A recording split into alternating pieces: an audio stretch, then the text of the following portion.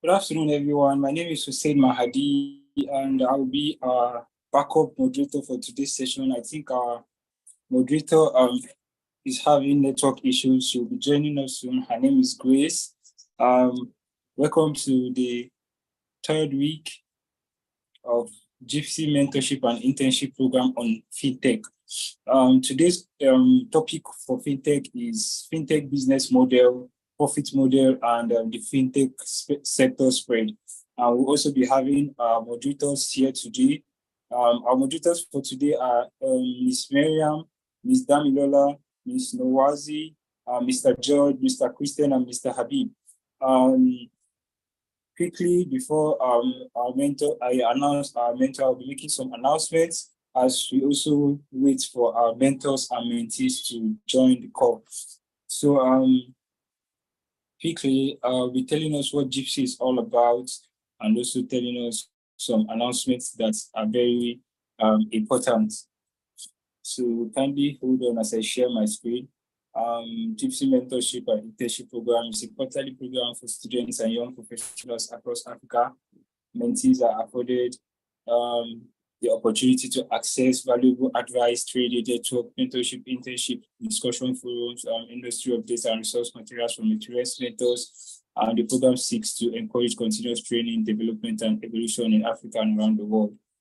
Some of the objectives of the program are to provide easy access to quality professional guidance, training, and resource materials for students and young professionals in Africa, to facilitate dialogue and network among experienced and less experienced practitioners and stakeholders, mentors, and mentees, and to transform mentees into mentors and leaders for the next generation, and to facilitate further mentorship, internships, scholarship, and job placements for the mentees. Secondly, the registration for the next quarter of JIIPCC Mentorship and Internship Program is currently ongoing. Areas you can register for intellectual property, artificial intelligence and technology, the energy industry, FinTech industry, health tech and law, patent drafting, blockchain, NFTs, and metaverse. Lastly, we are all entitled to a 30 minutes one-on-one private mentorship with your favorite mentor. You can register through the link bit.ly/JIIPCC-PM. So that's that for today. And I'll also be reading our mentor's profile for today. Our first mentor is Ms. Miriam. Miriam Hassan is currently leading payment strategy and partnership at Leatherback Limited. She handles all strategic partnership engagements and oversees implementation of the payments platform. She has over 8 years experience in payments and collections, FinTech, business and partnership, digital platforms and virtual channels, product development and strategy, project management. Miriam began her career in banking and until recent was the lead FinTech business and digital bank at Providence Bank, where she was responsible for building and managing the virtual channel and FinTech business. Thank you very much for joining us today, Ms. Miriam.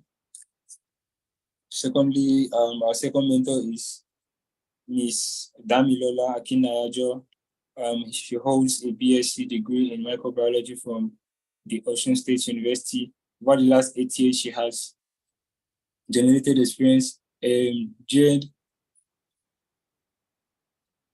experience in customer experience management, product development, project management, and digital partnership in the banking industry. She currently works with Providence Bank at the FinTech Partnership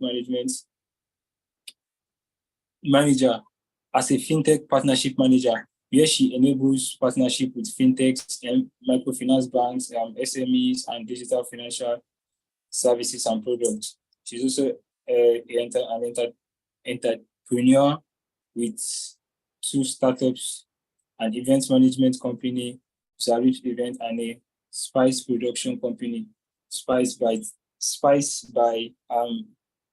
Asabi.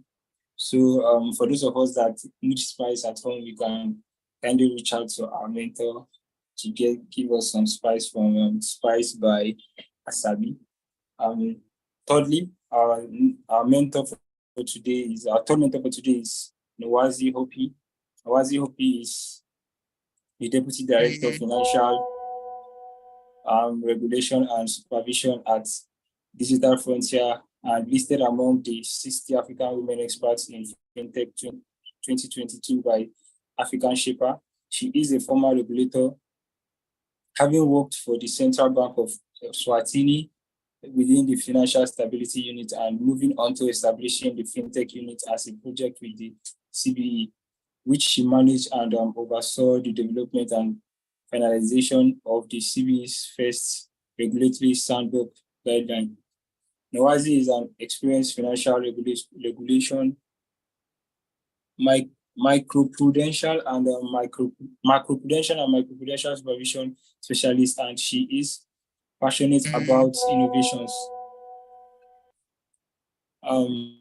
in the financial sector, especially their potentials to leave no one behind.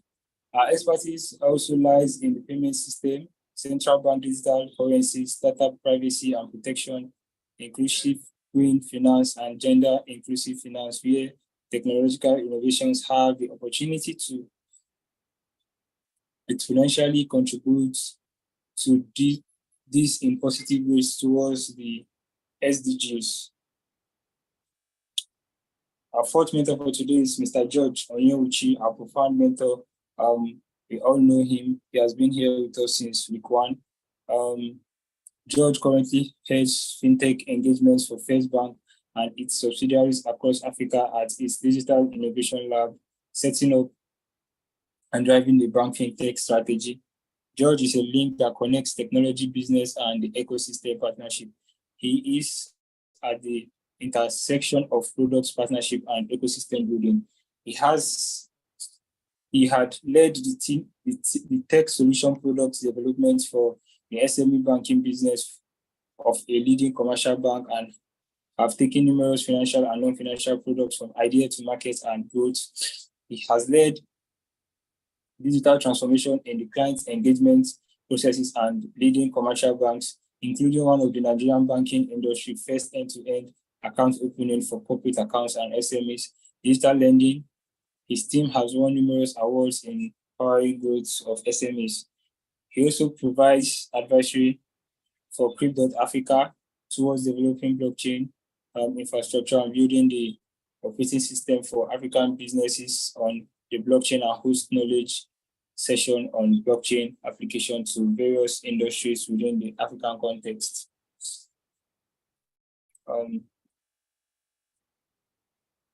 Our fifth mentor for today is Christian Ngombo. Christian Ngombo is a senior consultant at EY as part of the FinTech team, working with scale-ups and large firms across RegTech, payments, and crypto assets. He has prior experience as an open banking consultant for a fast growth SaaS FinTech in London, working with EMIs and Tier 1 banks on their digital transformation projects in line with regulatory technical standards set by relevant NCAs. Chris has extensive experience in business intelligence within technology, working with cloud-agnostic global firms to deliver growth strategies and operational models with collective deal size exceeding 3 MGPB. Christian holds a Master of Science degree from University College London, UCL, with a special focus on economic policy and geospatial analysis of key value chains. Thank you very much for joining us today, Mr. Christian. And finally, our last mentor for today is Habib Benley. I hope I pronounced that well. Mr. Habib Benley is a chartered accountant and an associate member of the Institute of Chartered Accountants of Nigeria, ACA, and certified by the Association of Chartered Certified Accountants, ACA. Okay, the first one was ACA and the second one is ACA. On business valuation. He's also a certified Islamic finance executive with Ethical Institute of Islamic Finance, Dubai. He is a finance and investment professional with over 8 years experience in financial analysis and reporting, Islamic finance product development and structuring financial models and valuations, as well as venture investments prior to joining Capital Trusts. Habib worked with the Lofty Inc. group, where he doubled as the head of finance and also an investment and risk management. In these roles, he was responsible for treasury management, financial reporting, tax compliance, while on the investment side, he was charged with analyzing portfolio performance, identifying and evaluating potential investments along with measuring potential hazards and risks involved. He has helped early stage startups with financial modeling and valuation, which positioned them to raise above $2 million in seed investment round. He also worked at Lotus Capital Limited and Halal Takful, Cornerstone Insurance PLC. Habib is also a trained professional on impact measurement and reports with the Global Impact Investor Network on impact measurement and standard for tracking performance of portfolio companies. Habib is currently a consultant to some investment banking firms. He is a co-founder of Stakes, an Islamic FinTech company, and Hal Finance Business Consult Limited, and an MSc in View from INSIF University in Malaysia. Thank you very much for joining us today, Mr. Habib. Those are our mentors for today's program. Right now, I'll be handing over to our original moderator for today's session. Okay. Our moderator is Grace. Grace, if you're on the call, you can continue from here I stopped. Okay. Thank you so much, Christine. Thank you for standing in for me for those few minutes. I don't know if everyone can hear me.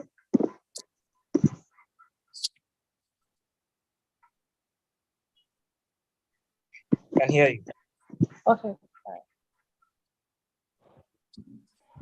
Okay, so we'll just move right on to the presentations from our various mentors. I don't know who is going first. Husseini. You can call Miss Nowazi. Miss Nowazi can go first. Thank you. Okay. Miss Nowazi. You're on, ma.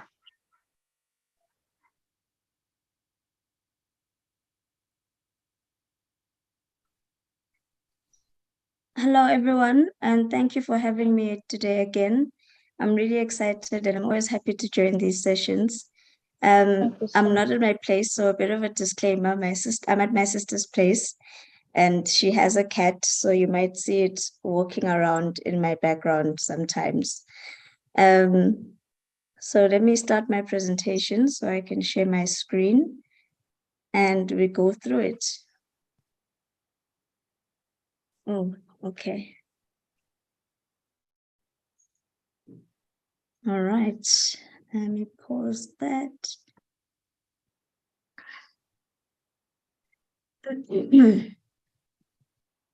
Share screen.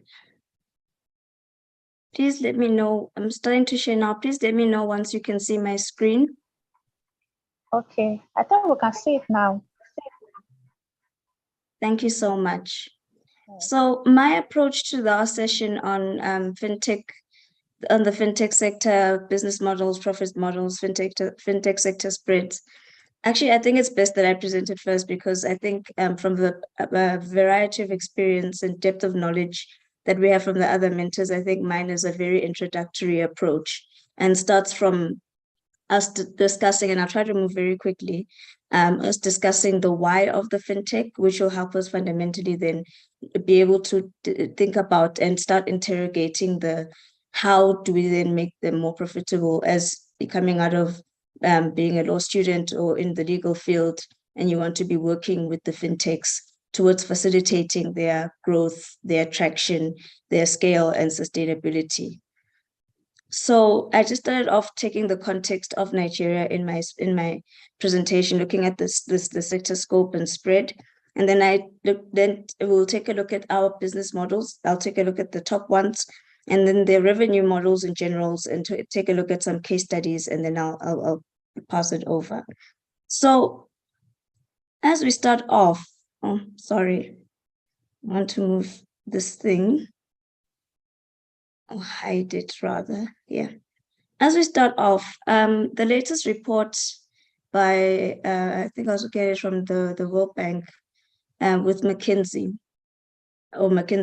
cited that the biggest subsector of the fintechs in Nigeria are in payments. As you can see, it's approximately 27-28%, followed by lending and then software solutions. Those are the three big chunks of fintech subsectors in Nigeria, where you can see that it almost takes up a good 3/4 of the circles of the pie. And then we've got the other subsectors where there's your wealth tech, your blockchain, your insurtech, and your financial management. And then you might be wondering what the difference is between wealth tech and financial management.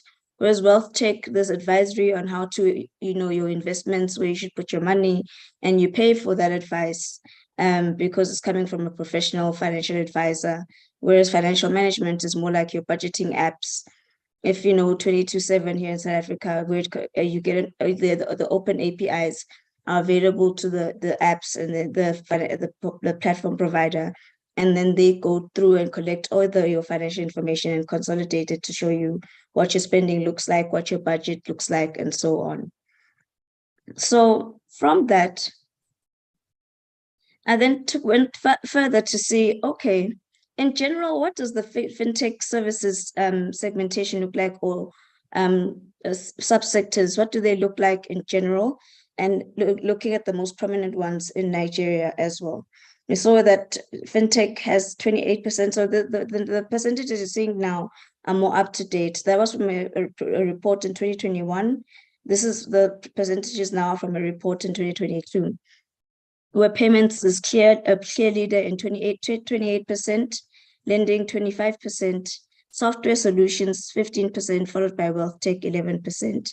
Whereas I took this fintech financial services segmentation of fintech from the South African fintech scope, where you see the different fintech segmentations, where in payments, there's the different types, where you're seeing now in Nigeria, I read a story of crypto payments wanting to be introduced if they haven't been introduced yet.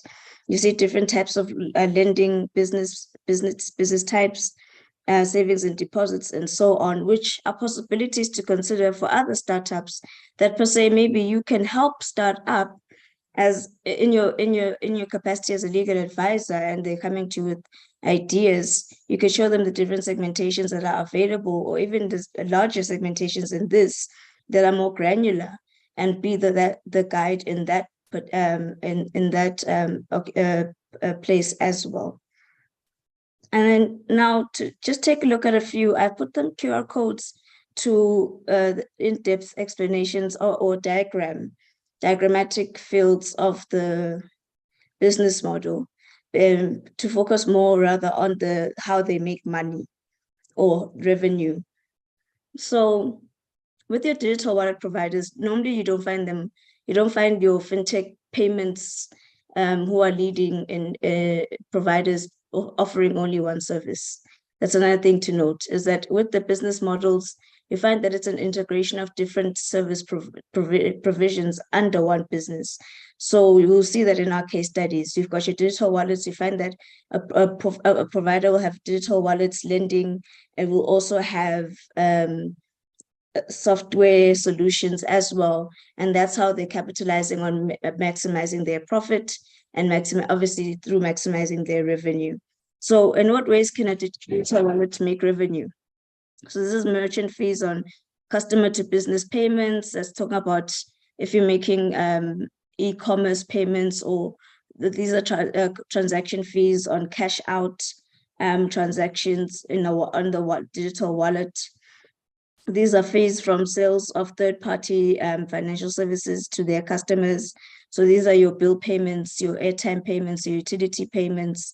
Then there's your lending. In here, I'm thinking of the example of crowdfunding, where the revenue would be made from getting a percentage of the funds raised from crowdfunding, and revenue from your software solutions would be revenue through selling licenses of code for APIs, subscription fees through blockchain solutions. And obviously, this is not an exhaustive list. There's way more included in these. Then your wealth tech would possibly have a revenue stream through banner and multimedia advertising, possibly to the financial institution that they are working with, or financial institutions that they are working with, to, hey, open a savings account with this bank that we've partnered with, or any of the other banks they may partner with, or other financial institutions. And also fees from robo-advisory. So also under software solutions, they could earn fees or subscription fees for developing that robo-advisory solution.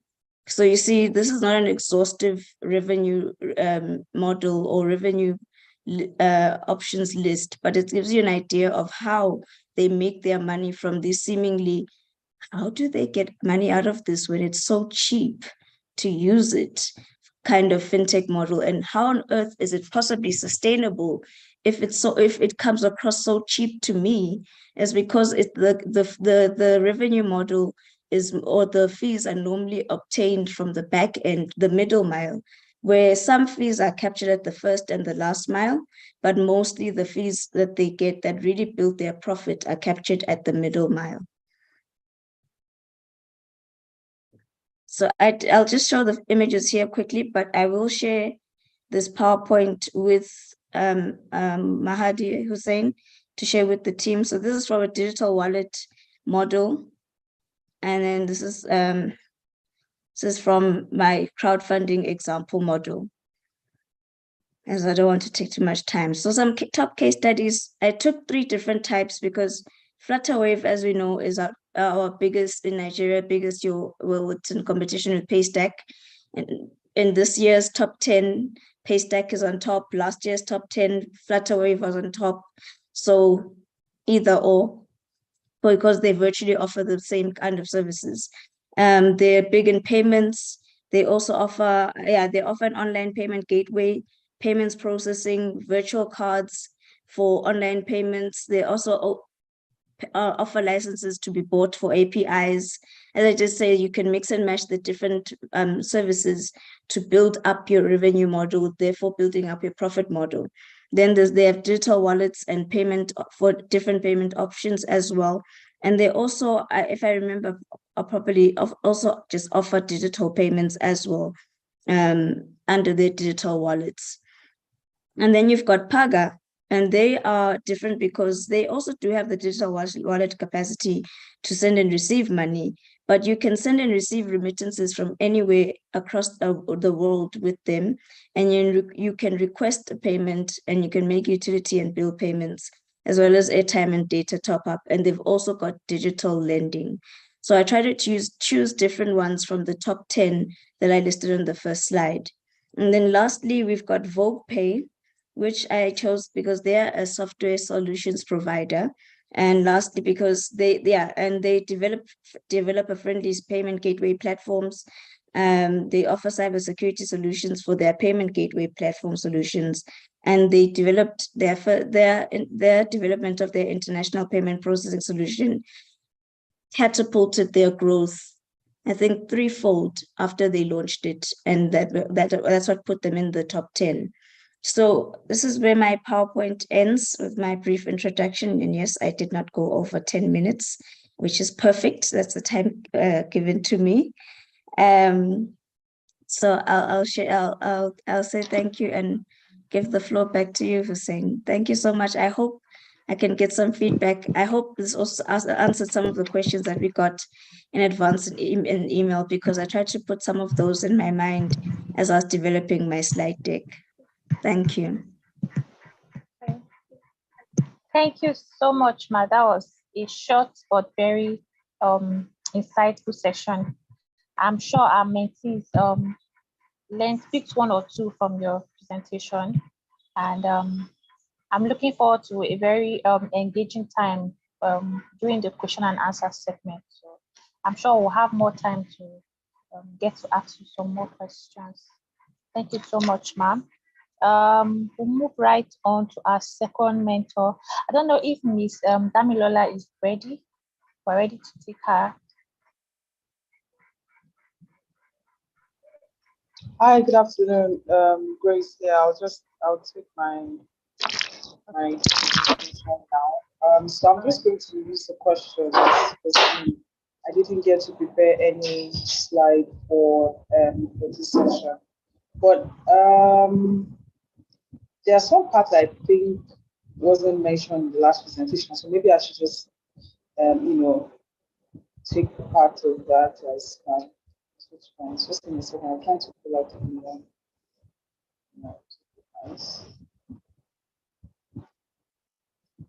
Okay, so there's a question here that caught my attention. That's question 6. It says, with the growth of fintech market, what can countries regulators do to strike the right balance between encouraging the emerging technologies and the need to regulate them properly? So I think in that regard, fintech NGR has been doing a pretty good job. There was like an Outlook 2023 Outlook meeting that was held last Tuesday, if I'm correct. And I was surprised that somebody like Musa Jimo, who is Director of Payments in the Central Bank, was actively participating in the meeting and was giving assurances that for the fintech community, the central bank is going to be providing much more support than they have been doing. He also made mention of the fact that there would be some newer set of licenses that would be pushed out to the ecosystem, such that as of today, there are some business models that you would want to start off as a fintech, and you wonder if there's any license that speaks to that kind of business, and you think in your head there's none. But just the point is, if you want to start providing cross-border payments to your users, as of today, there's literally no license that covers that line of business. I mean, if you say maybe an IM2 license is at a very high level. I mean, an IM2 license is what a typical portal wave uses to process their cross-border payments, send wave, send spend, e-transact, and all that. I mean, for a startup who is looking to cater to Nigerians that are migrating abroad, go to America, Canada, UK, and the likes, they do not have that financial capacity to afford IMTO license at the start of their business. But I mean, what they're saying now is that they are going to roll out some set of licenses that will be holistic enough to cover people who are doing payments, either cross-border or local payments, who are doing P2P or B2B lending. I mean, whatever the scope of your business is, you're still pretty much covered. So I think that as far as all of the advocate groups are concerned, they're trying their best, and we're beginning to see that the central bank is, coming out of that regulator or always seeing it from the bad side, that what if a fraud happens? What if the customer data is not protected? So what they are doing more now is collaborative for the fintechs to ensure that whatever your idea is, just go to market and ensure that you're covered in terms of either your partnerships with the bigger fintechs or collaboration with maybe an ecosystem service provider as well. So I think that's that for number 6. Then for number 8, says, in the nearest future, can it be said that fintechs will replace banks?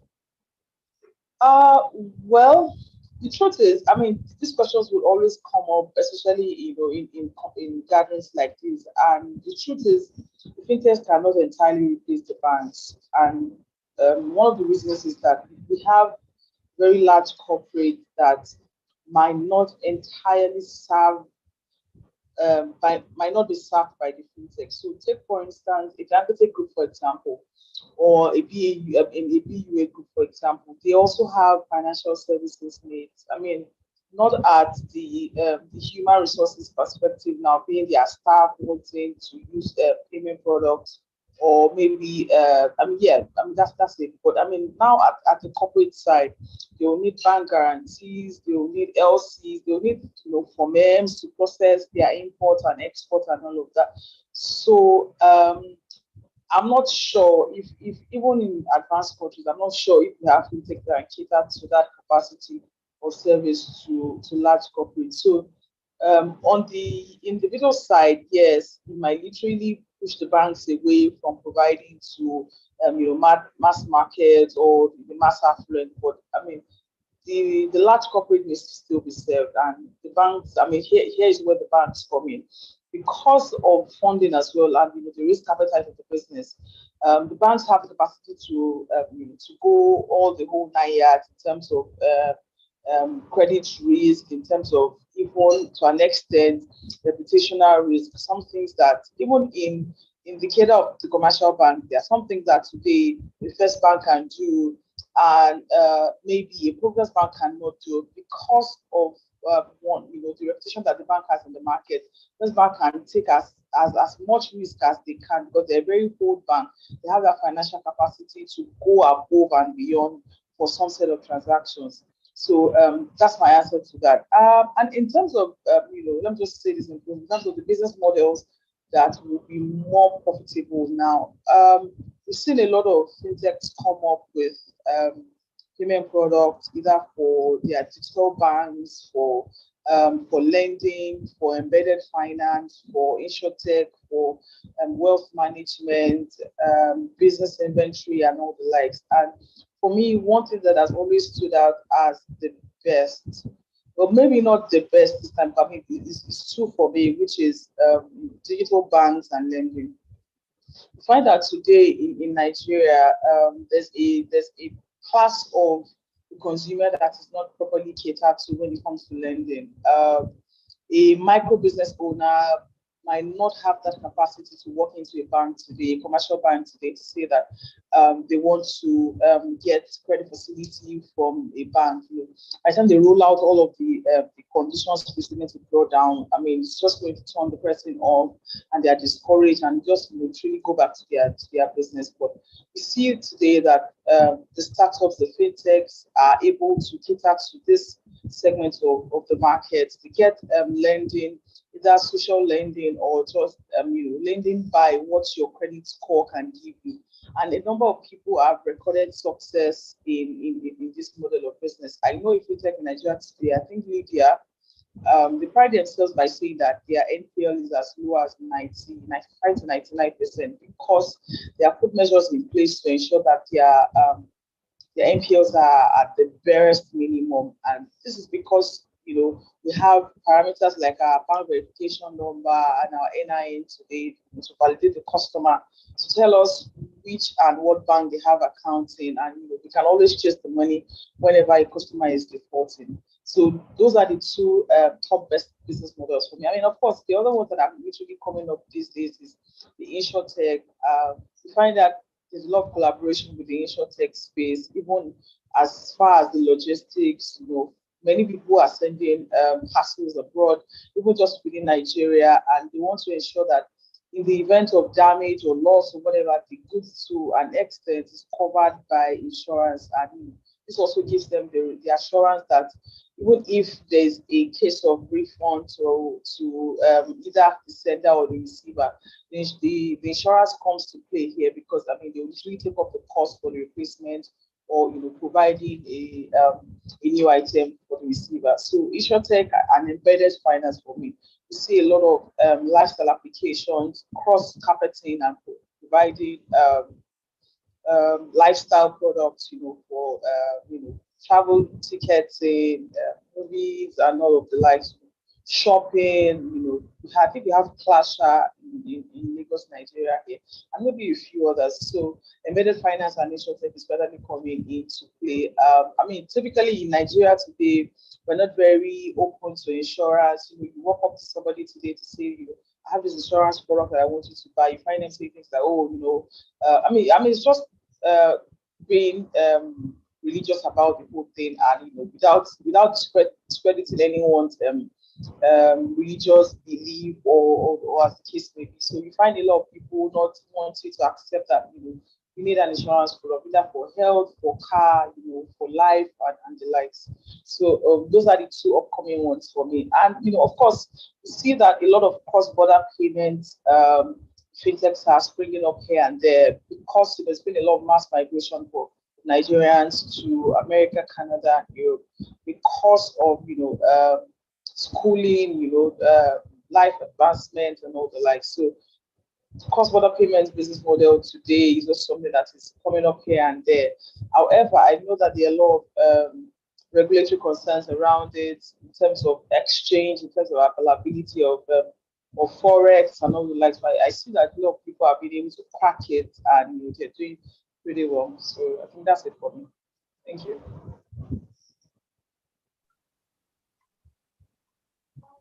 Okay, thank you so much, Ms. Damilola. Thank you so much. That was short and really on my mind. Thanks for. Okay, so right on, and I want to appreciate participants that have spoken to us for time. Thanks for your time. I want to ask Mr. George to now.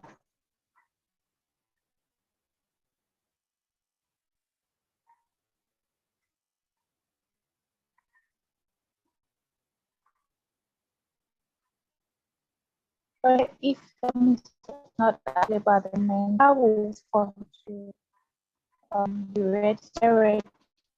Mr. Chris, would like to share your presentation now. Yes. Hey guys. Let me just quickly close this. I was just about to message you on the chat to say that we can't really hear you too well. That's completely fine. Let me just share my screen. Okay, sir.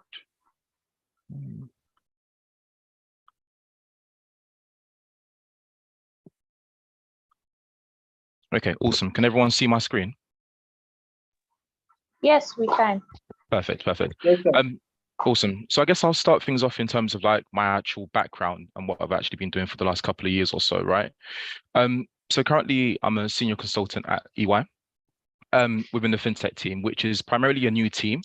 And I guess ultimately what we do is we work with various FinTechs, EMIs, various tier 1 and tier 2 banks from a domestic, but also from an international perspective. So ultimately allowing them to realize a large proportion of their business models, use cases, and allowing them to obviously scale from a VC perspective. And we do have a couple of different models that we do literally undertake to allow them to ultimately realize that large potential, right? So I guess the first one is to look at ways in which we can sell to them. So from our FinTech capabilities, our in-house specialists in terms of open banking, VC growth, whatever the case may be, these are some of the areas that we potentially start to really look at and start to delve into in a lot more detail. And then we have this transform with piece, which is ultimately seeking ways in which we can transform from a digital transformation perspective, right? So currently I'm working with HSBC on a couple of different pieces. So first and foremost, looking at the change management approach and looking at the ways in which we can ultimately change that, working across particular areas such as customer journeys, forbearance, and other areas within commercial banking and collections and recoveries.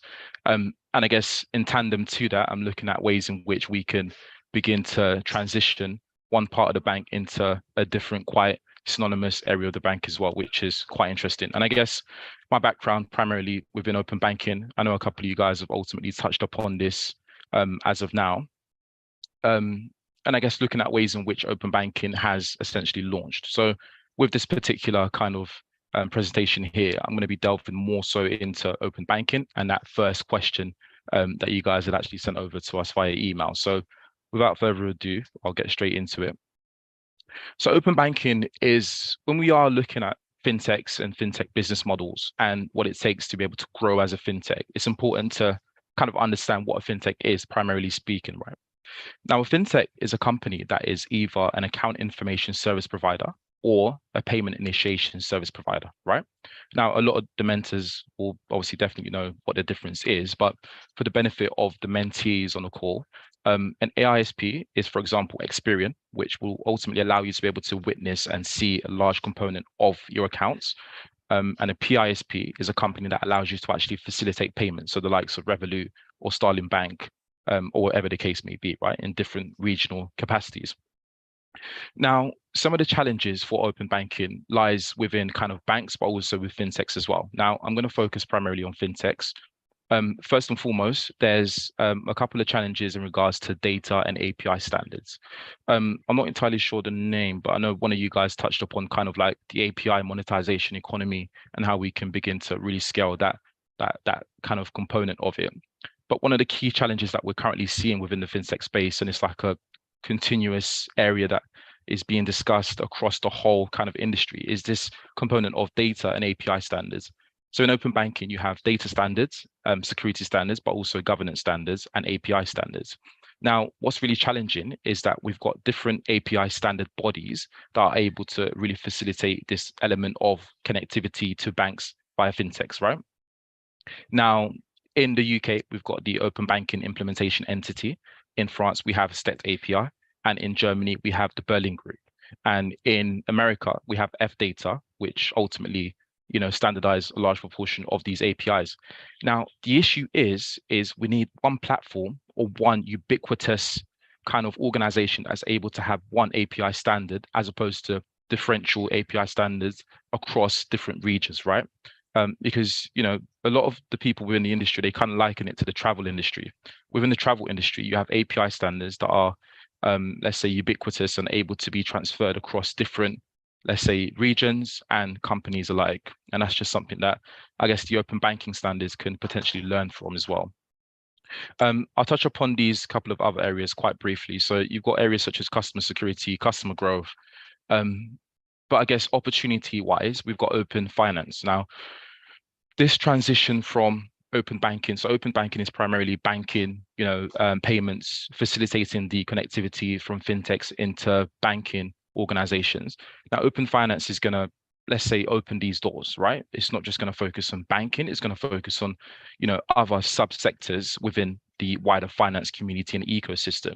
So it's going to look at areas such as wealth tech, insurtech, mortgages.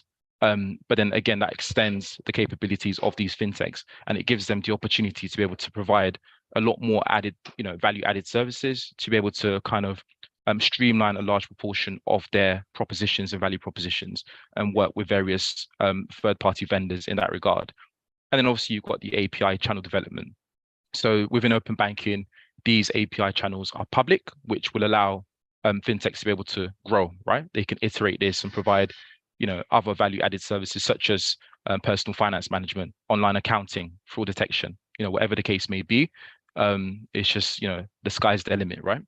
And then we have this sort of final component, which is open data. So I actually attended a trade show last year, which specialized in open banking and open data. And this concept of open data is like a huge talking point, especially within the West, right? Because a large component of people, and I know within Africa, there's about, 36% of people, potentially larger, of people are unbanked, right? Which means that we're not able to actually see their financial history. So then there's a limit into the capacity for them to be able to, take out a loan, take out a business loan or a personal loan. So this open data component will allow fintechs to be able to tap into that area, to look at areas such as e-commerce, gaming, payroll, utility, healthcare data, to allow FS companies to be able to use these alternative data points to make financial decisions, right? I'll quickly run through a couple of these other areas that some of you guys have actually touched upon. So embedded finance is the ability for financial companies to be able to insert some of their capabilities into day-to-day consumer products such as Uber, Netflix, whatever the case may be. Some of the key subsectors are payment processing, lending, investing, and insurance. And there are, I guess, on an ongoing basis, due to consumer behavior and the changes in consumer behavior, we're seeing an upsurge and exponential growth within this particular area as well, which is going to be quite interesting. And I would probably argue that this year embedded finance is going to grow potentially the fastest. Buy now, pay later, obviously naturally has a couple of issues in terms of Klarna, ClearPay, et cetera, in terms of company valuations, but also the wider economic state of different regional capacities. So that's something to ultimately bear in mind. And just finally, CBDC, so central banking digital currencies, is ultimately going to be a game changer, right? So it's going to allow individuals and consumers to be able to utilize currencies in a digital format, which then works in tandem with the ability for different fintechs within the blockchain, Web3, and decentralized finance space to be able to use some of these capabilities to start to grow out some of their roles and really work with states and government departments to be able to grow some of their capabilities. And that's just a brief overview in regards to some of the fintech models we can potentially start to look at. Thanks, guys.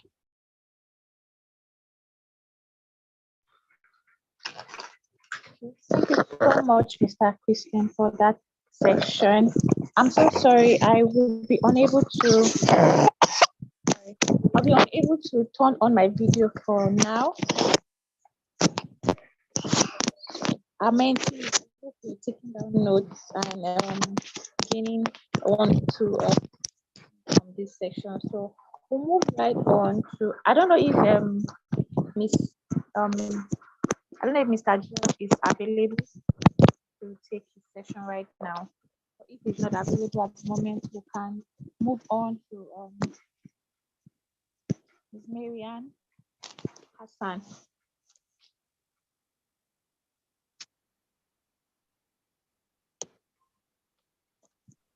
Hello? Yes, Ma, okay. Okay, let me know if you can hear me. Yes, we can hear you. Okay, thank you very much to all the mentors that have spoken. I think you basically covered, almost everything that I would like to speak on. So I'll just do a few touches here and there to just add to it. So, most of the fintech models that are being practiced in Nigeria have been listed and spoken about, ranging from digital payments to wealth management to crowdfunding to lending to, capital markets and insurtech, which is sort of, taking over. But I think I'll maybe I'll look at it from the angle or speak to it from the angle of, oh, by the way, I do not have a presentation, so sorry about that. I look at it from the angle of how did they even derive, this business model to be able to come up with it. So I'll look at it from the angle of building the business model itself, right? So a few things were considered before the business model itself, was developed. All the business models that have been mentioned, so most of these fintechs had to have a particular customer segment, right, before they could even develop value propositions for these business models. Looking at the business model canvas by Strategizer, they had to consider customer segments, customer relationships. They had to consider their revenue models, channels, value proposition, resources, activities, key partners, and their different cost structures. So these are all the things that they had to consider in terms of building their business model before, they even put products to market, and which is sort of successful for them today. In terms of revenue models as well, the different fintech sectors or business models in Nigeria, had to consider a different range of revenue models for them to make profits. So the revenue models that are synonymous with the fintech space are ranging from the usage fee to commissions, just like the first mentor had sort of matched revenue models against the different business models that she discussed. So you have the usage fee, you have the commission, you have the subscription, the lending, leasing, they have the licensing as well. I looked at one of the groups and I saw that they also sort of listed some of these revenue models. In terms of fintech sector spread, the fintech sector spread in Nigeria is growing exponentially, and it's probably one of the most popular sectors, in Nigeria, the fintech sector itself. And Nigeria today, amongst all the African countries, has gotten like the most startup funding as of today. The fintech sector in Nigeria, according to Statista, sort of, garnered over 500 million USD, which has had a huge impact, in the economy. It also, has the digital payments, which is, one of the fintech business model, has the largest, market segments in Nigeria, which, totals over, Statista says over $14 million, and as at 2021, Nigeria has, over 144 fintechs, and, that is growing. So I'm just speaking on, how far the fintech spread has sort of, taken over in Nigeria. So today, as of 2021, we have over 144 fintechs. It means the business model is right. They're doing something right, and that number keeps growing. In terms of funding, Nigeria has accounted for over 53%, of fintech startup fundings in the whole of Africa. So having over 144 fintechs in Nigeria means that, that fintech business model, they're doing something right about it. So those are the points that I just thought to add, because most of what I would like to have spoken about have been mentioned. So I just thought that all these things I've mentioned will sort of help, add to the value of what has been spoken about. Thank you. All right, thank you so much, Ms. Miriam, for that section. We appreciate you. I'm so sorry. Pardon, my baby is currently speaking at the background, so you guys may hear her voice once in a while. But let's just move on. So we'll move right on to Mr. Habib. Hello, sir. Are you with us? Yes, can you all hear me? Yes, sir, we can hear you. Thank you so much. Yeah, thank you very much for having me here, and also very good contributions by the mentors. I think the difficult part now is the mentors have covered most of the grounds when it comes to business.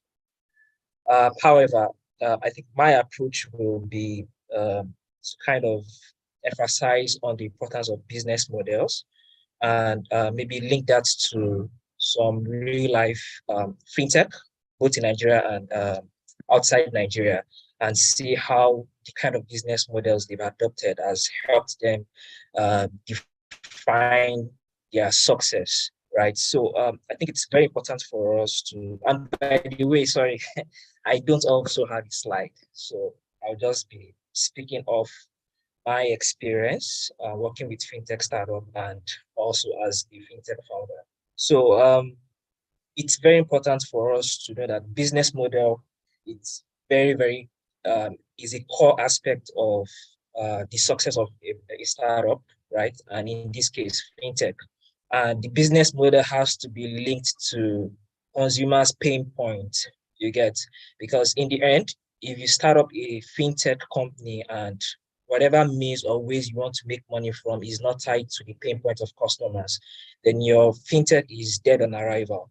So it's very, very important for us to understand that business model don't just come up the blues, or you just don't say, okay, I want to pick this particular business model. Maybe I want to leverage on commissions or something. The business model has to be tied to customer pain points. What are their pain points and how can you monetize or render value you get from that perspective?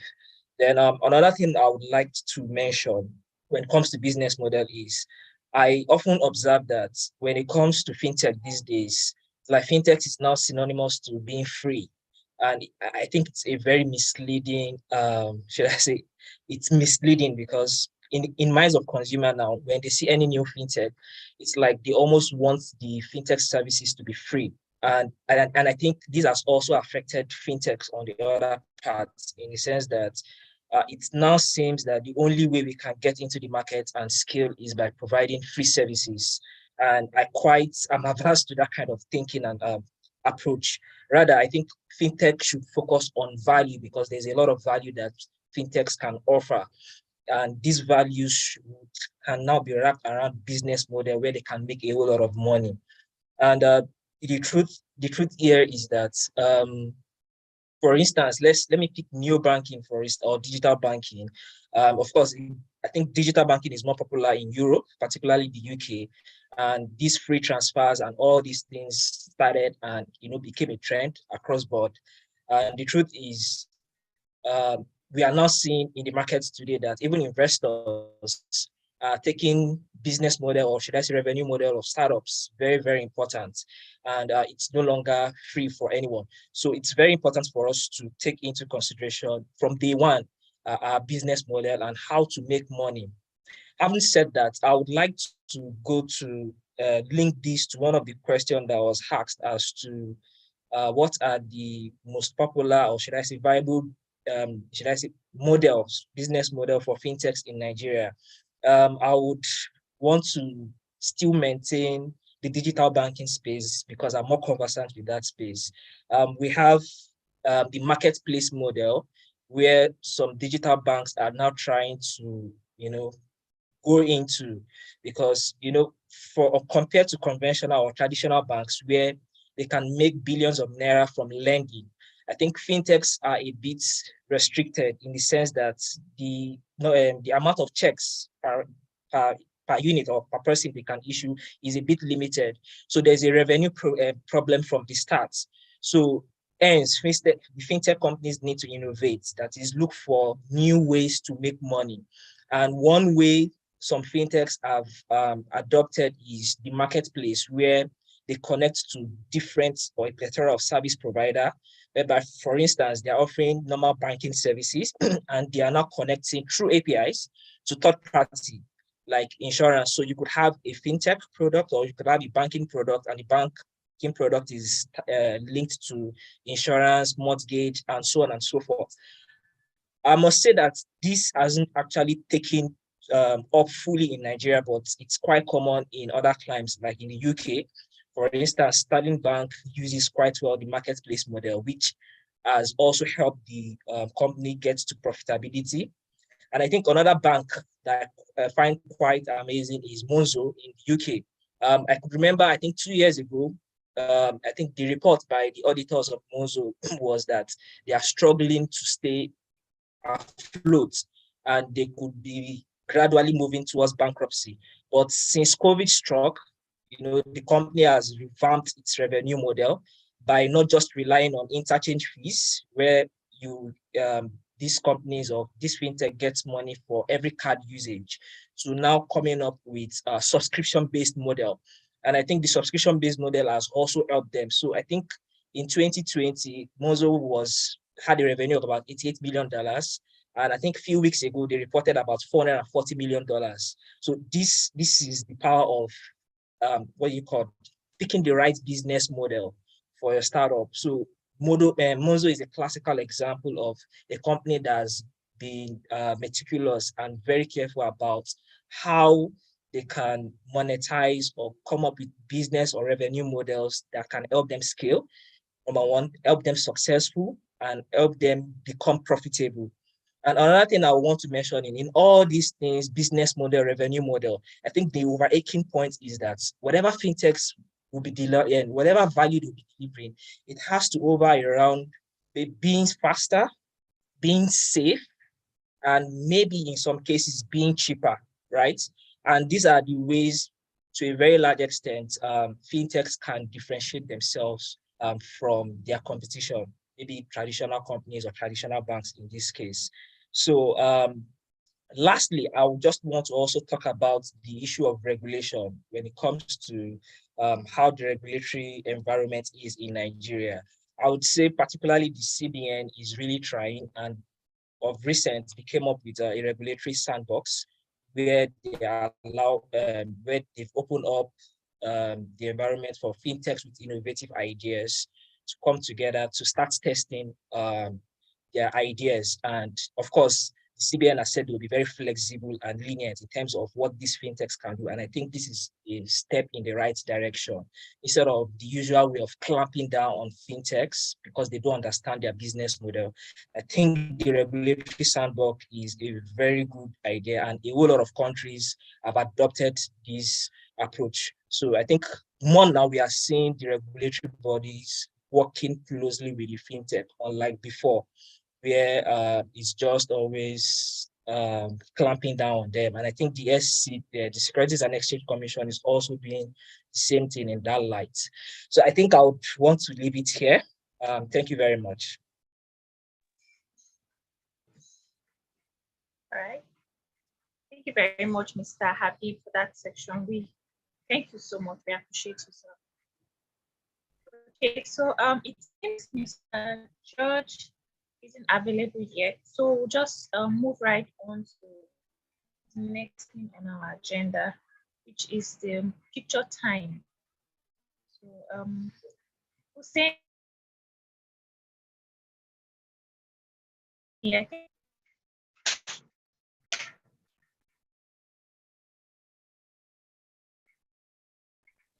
Okay, so we encourage all our mentees and our mentors to put on their videos. We'll be taking screenshots of our beautiful faces.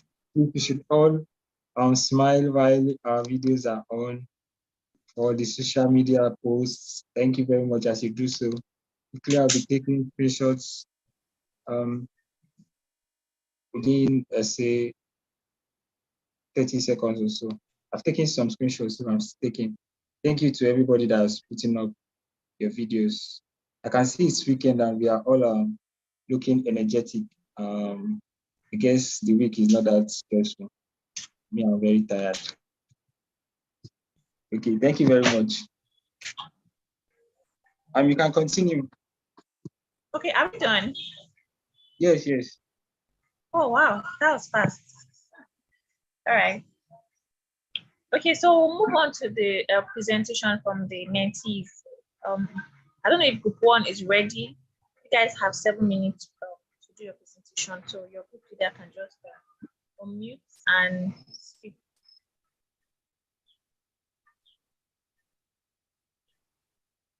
Good afternoon, everyone. Good afternoon. My name is Sonia Ibiki, and I'll be making a presentation on Group 1. So I will share my slides right now.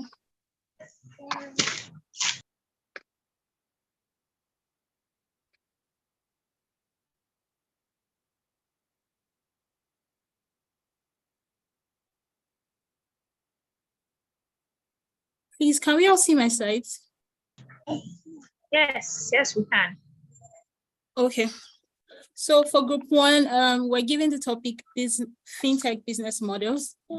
And we came up with an outline to go through the introduction, the FinTech models itself, and the factors that determine suitable FinTech models.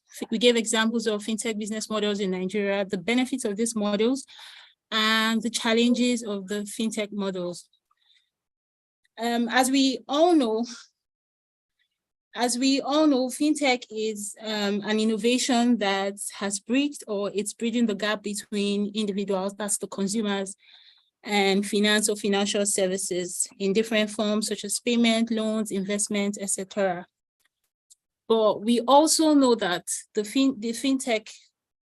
FinTech companies strive to identify and provide solutions to certain problems that we experience one way or the other. It's more like an evolving from the traditional banking. We went on to identify that there are certain problems that FinTech seeks to address, which could be access to payment options, limited access to finance, reaching the unbanked, and limited access to investing. I'll explain this as I continue. But first of all, it's important that we understand what business models are. Business models are simply the means, mechanisms, systems, or forms which an organization, in this case, a fintech company, provides services to its consumers and of course make profit at the end of the day. But before a company or a fintech company decides to pick or chooses a business model, certain factors must be considered. For example, the goals and objectives. For every business, one of the core things to do is to identify the goals. Why is this startup coming? What do we hope to achieve? We also have to look at the target. Who are the audience? Who are the people we seek to reach out to? And then what services are you offering? Are you offering payment services? Are you offering loan services? Every fintech company needs to identify that. We also need to identify the investors, the founders, and then the strategies that you would use in implementing these goals and objectives. Also, the geographical area target. There are certain applications that are suited for certain areas, regions, or jurisdictions. So every fintech company has to consider these factors before they choose which one they intend to use. One of the most popular, if not the most popular, fintech business model in Nigeria is that of payments.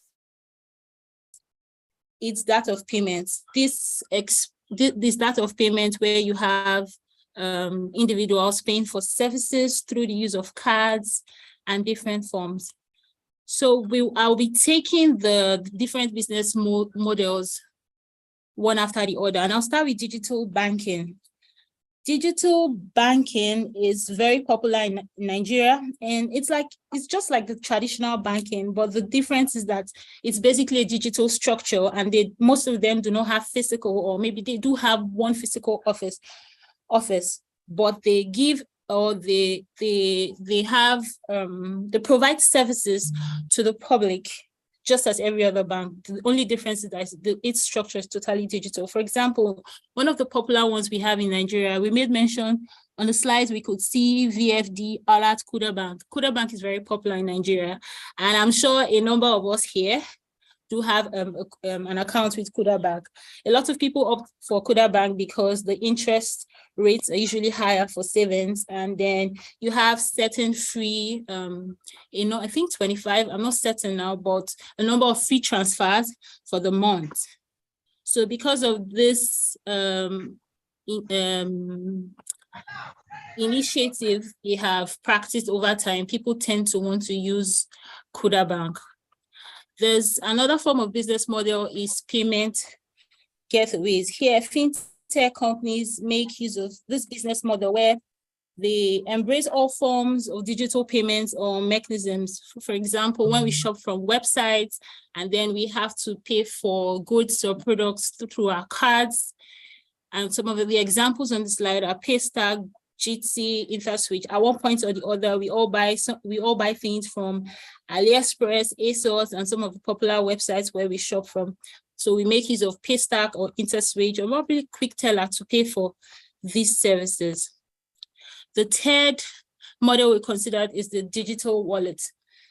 Digital wallet provides a secure payment system, but using password that can easily using different passwords and passwords.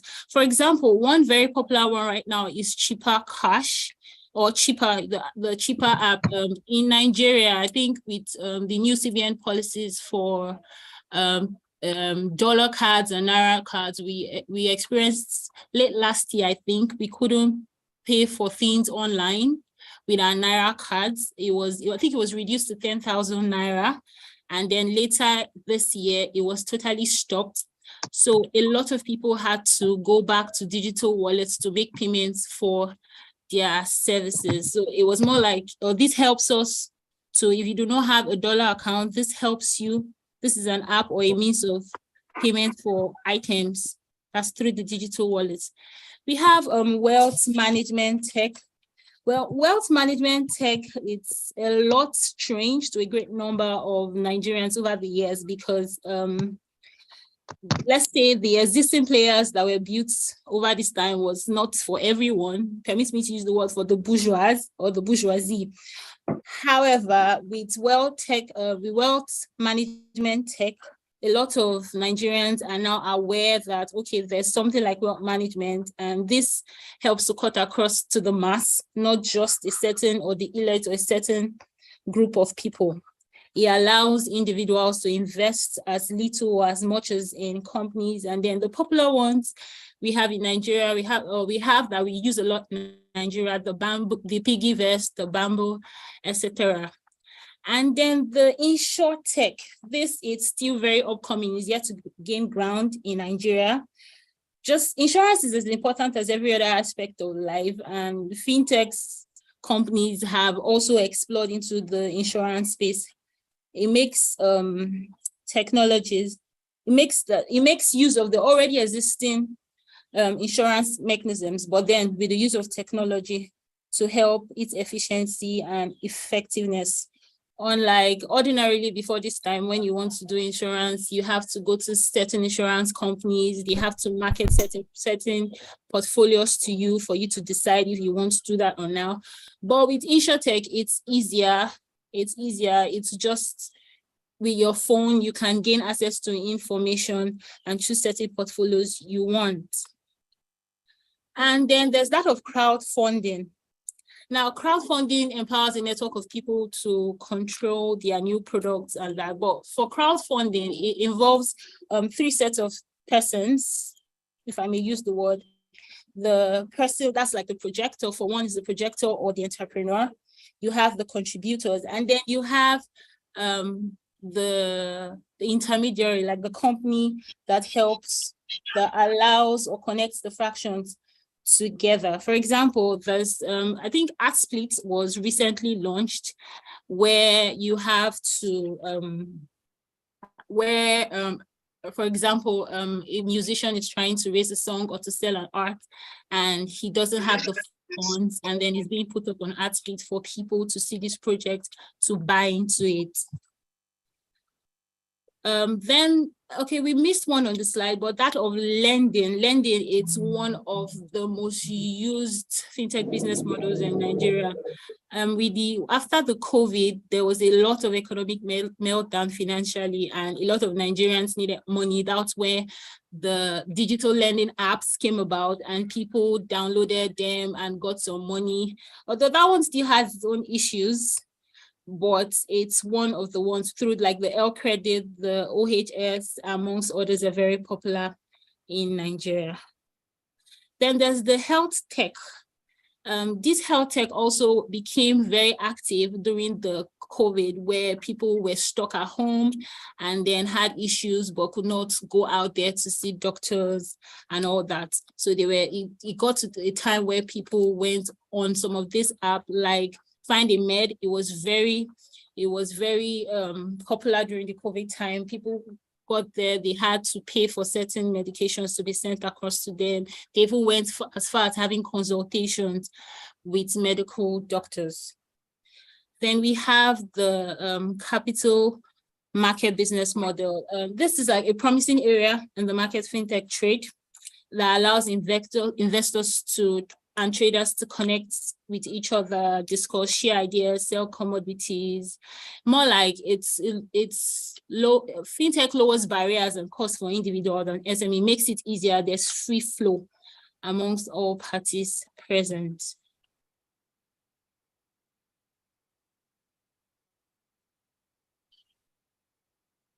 We went on to identify the benefits of fintech models. Benefits financially, we all know that for every individual or system to work, there's the need for money. So it makes it easier, more like quick access to money. So everybody has an opportunity to make some money.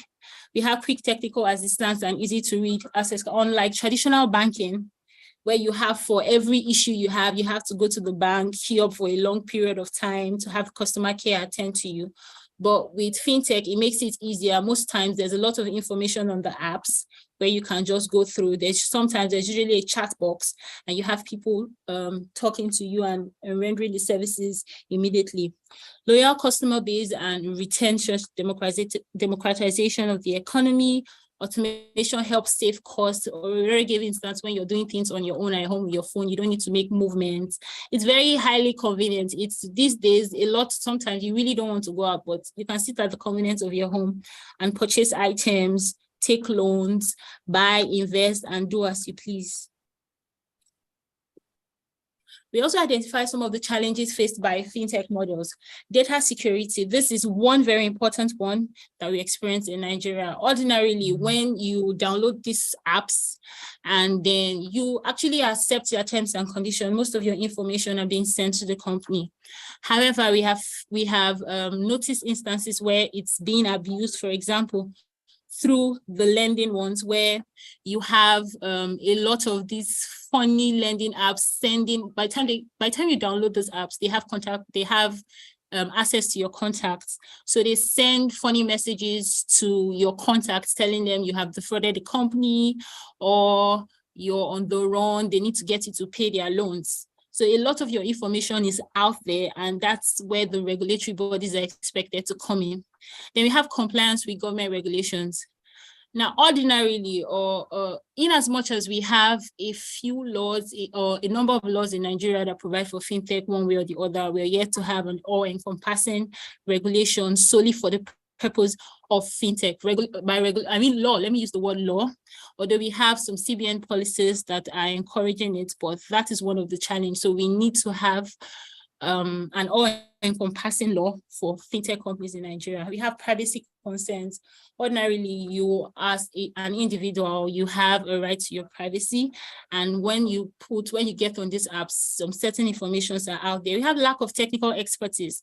Fintech, like the word tech, it requires a lot of technology, and then it takes a lot of finance to be able to get that technical experts. You have people coming from various places outside the country, and even in Nigeria, you still need certain technologies for you to be able to effectively use these models. Then there's that of risk management.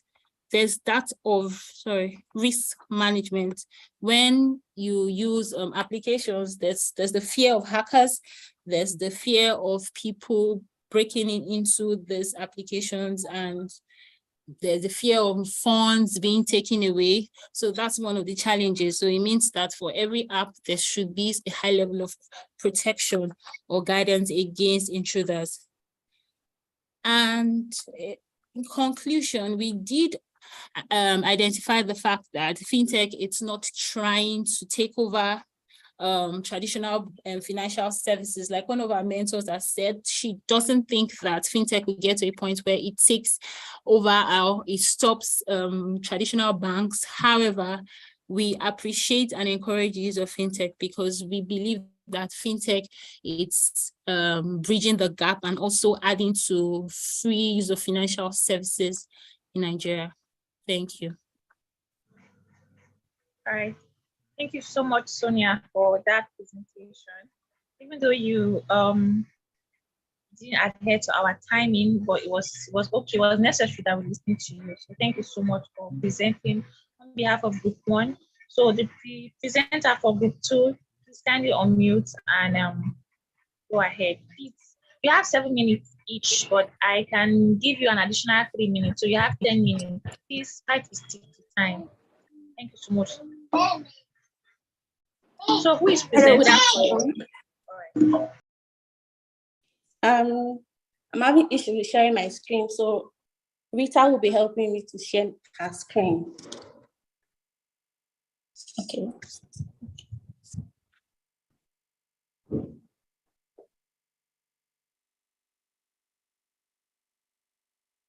Our topic for Group 2 is the fintech profit models and the fintech sector spread. I'll be starting from the fintech sector spread. So we've already talked about how the fintech industry is booming, but like, what are the different industries and subsectors within the fintech technology space? That is what the fintech sector spread is all about. So we've noticed that most of the fintech companies come under payment, lending, wealth management, insurance, and blockchain cryptocurrency businesses. So for the payments, it includes all these companies that facilitate payments through technology, and is a very important subset of FinTech because it helps to make the process of moving money faster, is simpler and safer than before. Like when you have to go to the bank to transfer money to somebody, it's just very time consuming. Then for the lending, like just like bank transfers, we now have FinTechs that come in to make it easier. You can borrow money or lend money to people. They provide a platform for both borrowers and the lenders. They come and meet each other, and they're able to, provide services to other people. It enables peer-to-peer lending. We have companies like PayPal and Venmo, Lending Club. Sorry, not PayPal, Lending Club and Funding Circle. Funding Circle is not a Nigerian company, but it's a foreign company that brings borrowers and lenders together on the same platform, and they're able to give loans to people. And it has become popular because unlike our traditional way of lending, that banks expect you to bring huge commitments to them. For the lending that these FinTech companies provide, you don't have to bring such things. You just have to put in your details and reach an agreement with whoever you are borrowing money from, and then you have your money with you within minutes. Then the wealth management is another sector in the FinTech space. They help people to manage and plan their finance. It's more like, unlike before, you have to meet a financial advisor that will help you plan your retirement or how to grow your funds. We now have FinTech companies that make it easier for you, like Wealthfront is a California company, and they advise you and help you to manage your wealth and grow your money. And then the blockchain and cryptocurrency, it involves the use of blockchain technology, and you can send money through cryptocurrency to people. It's a platform that it enables you to trade and exchange your currencies without having to go through the banks or anything. Like there's no central bank that is regulating it for you. It's just between everyone that is on the platform, so it's way easier. So now I'll be moving over to the FinTech profit models.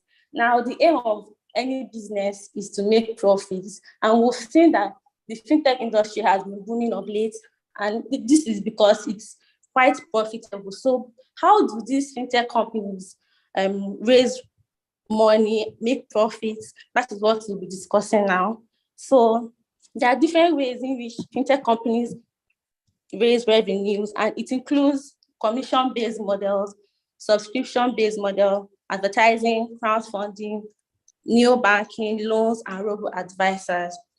So for the commission, it's just like when you go on a platform and register and you want to send money or anything you want to do, they charge you a little commission. If you've used Flutterwave before to maybe transfer money to somebody, you see that when you come to where you put your PIN, there'll be like an extra 100 naira, 60 something naira. That money is the commission that the platform is making for enabling you to make your transfers very easy and fast. And PayPal is an example of a commission-based platform, same as Flutterwave. We have a lot of them. Then there are subscription-based models. So by taking subscriptions, FinTech companies are able to raise money. An example of this is Netflix. When you go on their platform, you have to pay either monthly or on a yearly basis for you to access their premium features. So that money that you pay every month or it's called a subscription fee, and that is how they're able to raise their money. So there are lots of FinTech companies that operate like that. The same as Bumper app. If you're a business person that uses Bumper app, you notice that you have to pay for the pro plans for you to access their platform. So that's an example of how fintechs are able to raise money. Then advertising. Some fintechs, when you log on to their platform, you'll be seeing adverts maybe at the end of your screen, or it just pops up and goes out. People have paid these fintech companies for them to be able to show you those adverts that you're seeing. So that's another way that fintech companies, make money from taking money from people to put up their adverts for you to see, and then they raise money. An example is Google. Whenever you go on Google, maybe to search for something, an advert always pops up. Or you see, like when you type something, maybe you want to go and search for fintech sector spreads, all those, maybe the first and second, you look at the first line that pops up, you see that it's an ad. Someone has paid Google for them to place their own article or whatever on top for you to see. Immediately you click on their platform. Then crowdfunding. This is a way where fintech companies, a lot of people could come together and raise money for a fintech company. They are more like investors. They raise money for these fintech companies to contribute to their growth. So that's a form of crowdfunding. It can be both online or offline. For example, I think last year, Bumper was able to raise almost 4 billion naira for their platform. So they did not make this money themselves. People came together and raised this money, and that is a form of crowdfunding. That's the way that they also raise money to run their programs. Other examples are like Kickstarter, Seed Invest, GoFundMe. That one is very popular. We have new banking. So new just simply means new. So new banking includes like all these new age companies, new age banks and companies. So they come in, they mostly focus on one aspect, and it's very fast, it's very efficient and affordable. So like they handle all these. Example is JIIPCC and PiggyVest. You know that PiggyVest, they focus on helping individuals save money, plan, and budget their money. So they just focus on that part, and then they handle it very well, and it's very affordable and efficient for people to use, the same as JIIPCC. So when these fintech companies focus on an area and make sure that it's working very efficient, they get a lot of people who come in and register with them on their platform, and they raise money for it. Loans. Normally, if you go to the bank to go and talk about getting loan, it's very difficult. People, small businesses or people like that are not so, well-did, find it very difficult to access loans. Whereas when big companies approach the banks, they quickly give them loan because they have very good collaterals. But people that don't have it find it very difficult to access loans. Now we have apps and platforms that make it very easy for them to access loans. So this is an example of how fintech companies could raise money, because when they come to them to, they facilitate peer-to-peer lending and they raise money through that avenue. We also have robo-advisors. These are it's like a digital form of financial managing and financial advising. So you come to the digital platform and register, and then they advise you on how to, manage your money and invest your money without or with minimal human supervision. So they do this with the use of algorithms, and it's very fast and inexpensive. It makes it easy for you to just invest in different companies from the comfort of your home, and you trust these robo advisors, because you know that it does not really, it's not influenced by any human bias, and it's very safe. So it's another way that fintech companies, raise funds by offering such services. Example is Robinhood and Betterment. Robinhood is a platform that they don't exactly like take money. Instead, they advise you on how to manage your wealth, and then in exchange, you give them access to your data, which they now sell to other companies who want to, have access to the data, how you invest and things like that. Now we move on to the regulations guiding fintech profit models. So we know that things that has to do with finance in Nigeria, the CBN is the primary regulator. They are the ones that, regulate how banking businesses or financial institutions carry out their business. So a few regulations that they have brought out in the past few years regarding fintech, it includes, like in 2021, they issued a circular regulating institutions from, participating in cryptocurrency trading, and they prohibited them. So, and then they also asked other licensed institutions that are registered with the CBN or licensed by the CBN not to allow cryptocurrency trading on their platforms. We also have the SEC, that's the Securities and Exchange Commission. So they develop and regulate the Nigerian capital markets. So their aim is to protect investors and enhance efficiency. So before any fintech company can ask people to come and invest, they must have been licensed by the SEC. So it's one of the regulators. We also have the Nigerian Communications Commission. This one, they provide license for fintech companies, and they must, like before you can start operating as a fintech company, you must protect your customer information, and that is where the SEC is involved. They make sure that you're not, risking the customer's information and letting just anybody have access to it.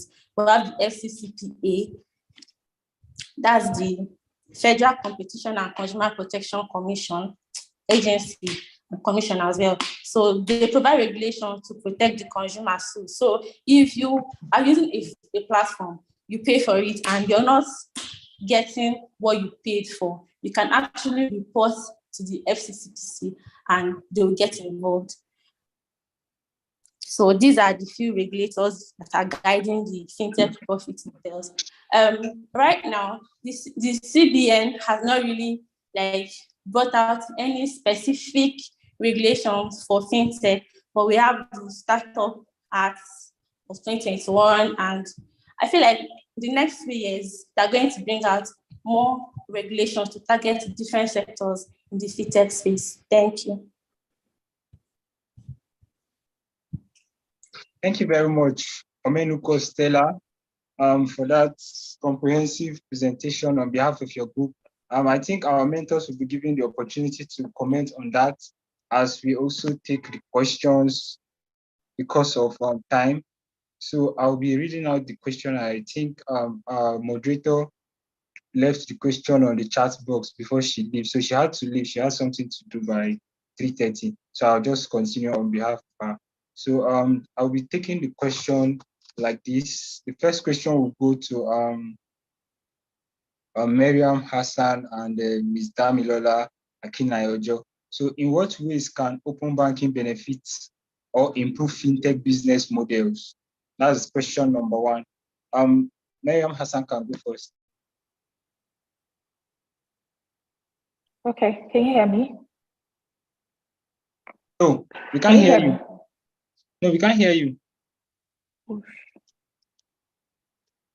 Can you hear me now? I can hear you, Mariam. Yeah, we can hear you now. I can hear you. Okay. So Kristen had taken one of his session.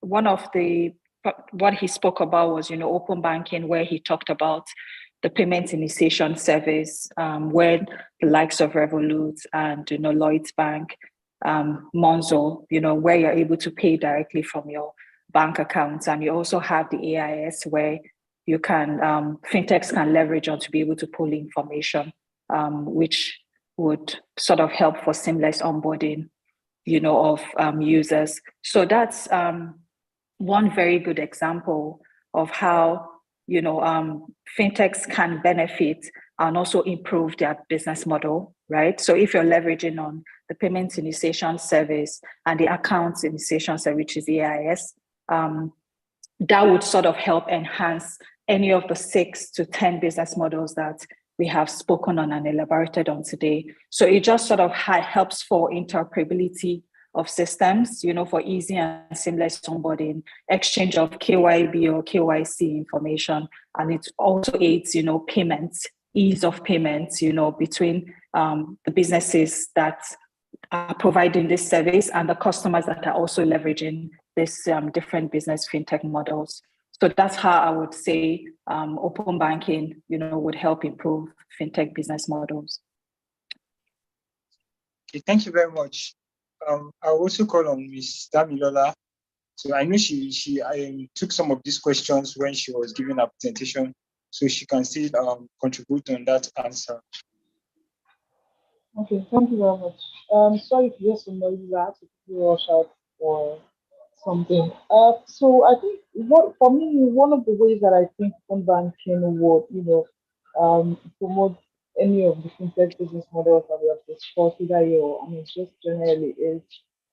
So today in Nigeria, there's an open banking guideline that central bank released sometime last year, I think Q2 of last year, and it was able to talk about all of the participating people in that sector, the API provider, the API consumer, and some other stakeholders. Before now, you find out that startups struggle with collaboration. I mean, nobody really wants to talk to the starting people. Everybody's just looking up to the bigger people and wanting to put their best. But with the API, with the open banking, there's going to be a lot of collaborations between the small and the big, the medium and the big, and whatsoever. And there's also ability to, be flexible in terms of the services that you can provide. But imagine you have APIs from here, APIs from there, and you are able to, take that and play around with to develop your own MVP. Today, you find that even in the open banking ecosystem, it's not just people in payment alone. We have people in insurance, we have people in edtech, we have people in agrotech, autotech, and all the like.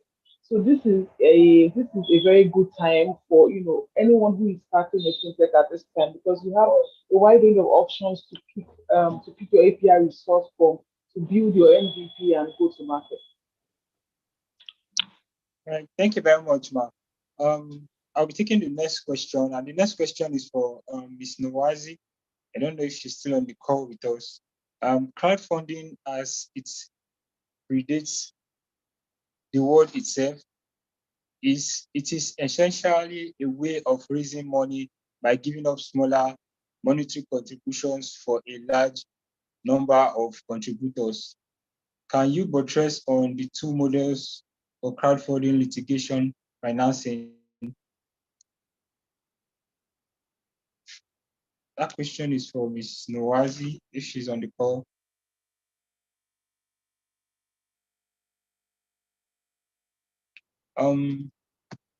I think Mr. Christian can also take the question.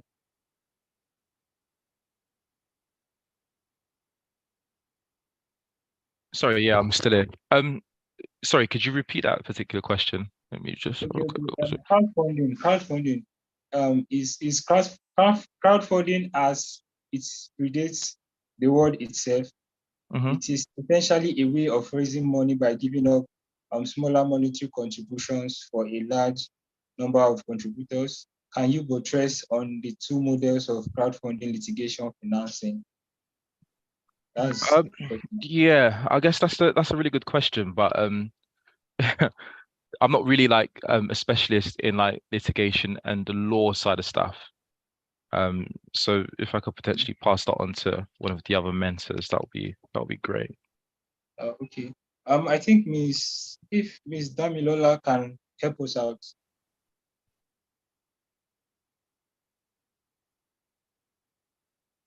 Miss Damilola. Hi, can you repeat the question again? I wasn't paying attention. Crowdfunding, as it predates the word itself, is essentially a way of raising money by giving up smaller monetary contributions for a larger number of contributors. Can you buttress on the two models for crowdfunding, litigation, and financing? Well, I'm not a crowdfunding expert, but what I'll say about crowdfunding is you have to you have to be sure that you have people who can go out there and put out the word for you. Because I mean, it's one thing to set up a crowdfunding system to raise funds for your business, and it's another thing for it to just be put out there by just you, and not people in your own community. So imagine if a group of say 30 friends have come together to say let's crowdfund our friends startup, and we're looking to raise as much as maybe I mean I don't know, maybe $3 million or $1 million, and they're able to do all of that. But at the end of it, you find out that people will come around back to say, "Oh yeah, I did crowdfunding for you to start up this business. I also I also deserve to get some returns. I also deserve to get some kind of input or equity into the business." And before you know it, a year or two down the line, everybody's dragging themselves to court. They're saying, I put $5,000 into this. I put $1,000 into this. I also have a right to share in the dividends of the business. So I mean, for the crowdfunding side of things, our advice that anyone who wants to go that route to speak to a legal advisor, and they'll be able to bring you into proper perspective into how you should run this. Because I mean, sometimes it goes really bad. You see them on social media on the internet. Sometimes it goes really bad, and it becomes a brand problem for your business as well.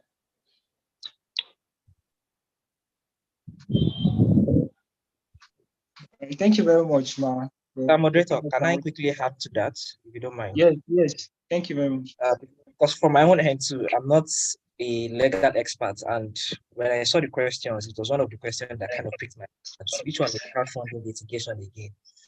So from what I checked quickly, because I couldn't even see anything like meaningful in the short period of time, I realized that it has to do with crowdfunding towards, should I say, legal cases. For instance, maybe there are legal issues or litigation where maybe damages will be paid, right? So the client or so the person involved could raise money through crowdfunding process with the hope that if the person wins, the gains from that litigation, if there's payments for damages, will serve as the returns to the investors that invested. And it could be debt-based, it could be reward-based, for instance. So that's what I can really say about, and I think it's a kind of different niche in the crowdfunding space. So that's what I can say about it.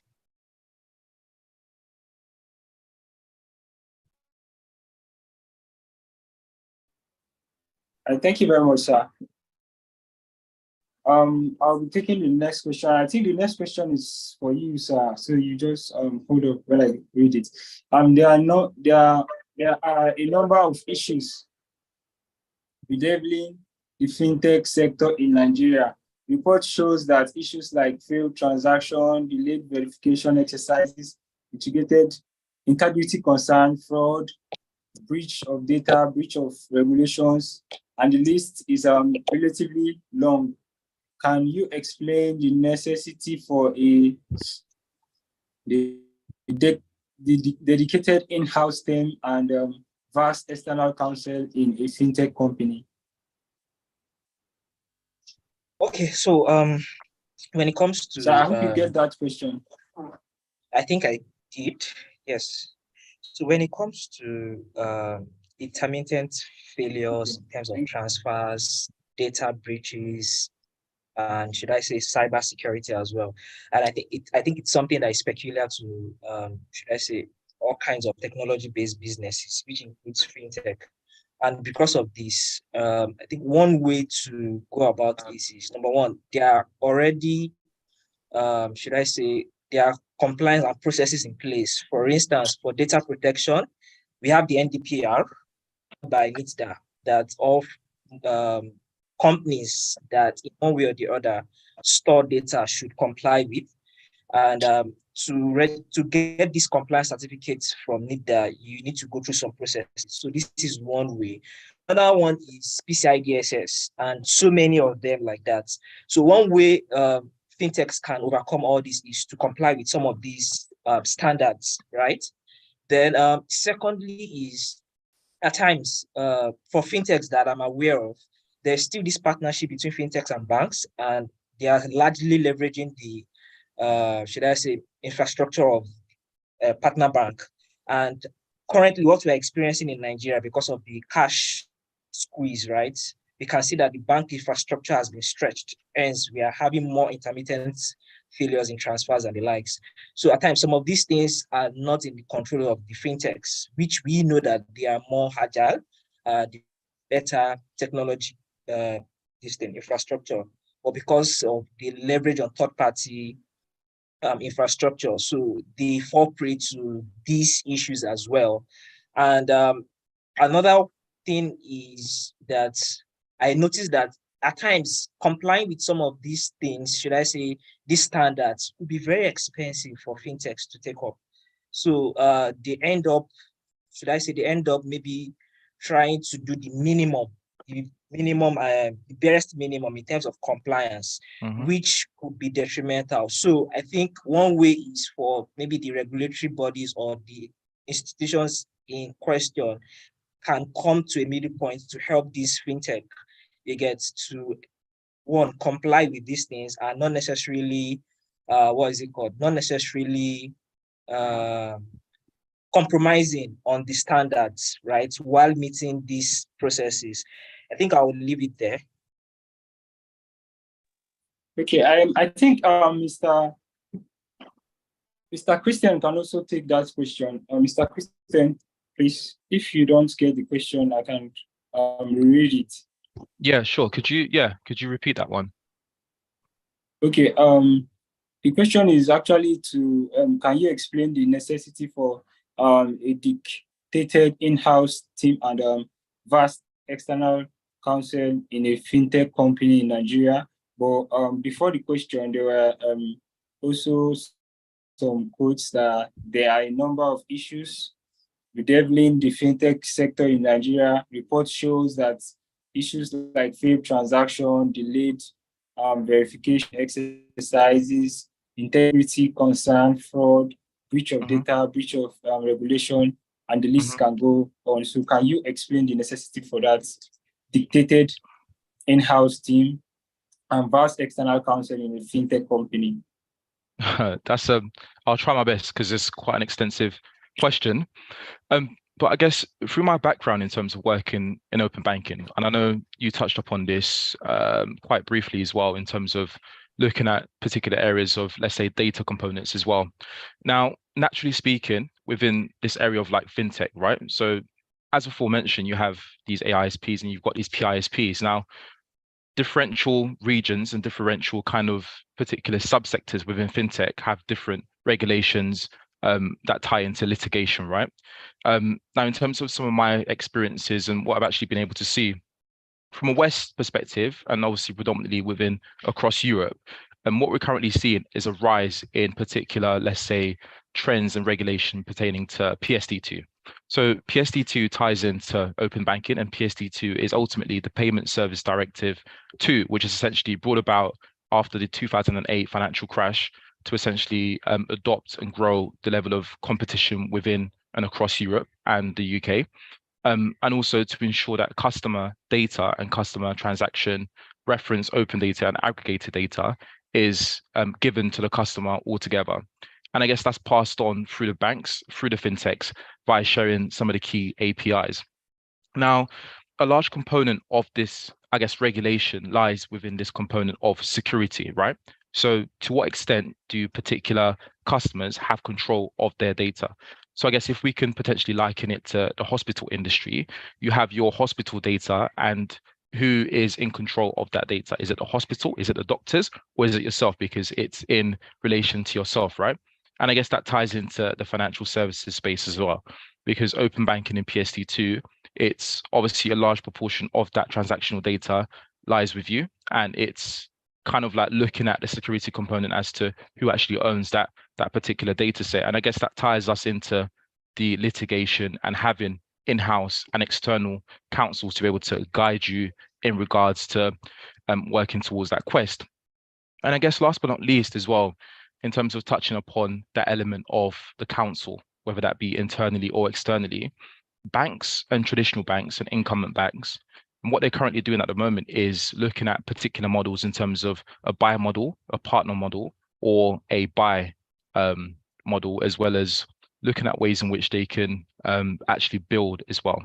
Now, I'll give you a couple of examples, right? So Chase, for instance, JP Morgan, huge investment banking division, huge investment bank with so many capital assets under ownership, and Marcus by Goldman Sachs as well. They've actually been able to obviously grow a large component of their capabilities, and similar to one of the mentors actually touched upon. So areas such as regulation, so open banking, for instance, JP Morgan, I actually worked with from a domestic as well as areas such as Brazil to allow them to implement regulatory components. So that would be an example whereby a large multinational cross-border bank is able to not necessarily build a large component of these regulatory internal counsel solutions from a law perspective, and it will essentially seek potential partners in the cases of fintech, whether that be open banking providers, identity and access management solution providers, or data vendors, to be able to allow them to augment and grow their nexus in regards to kind of financial service capabilities. Thanks, guys.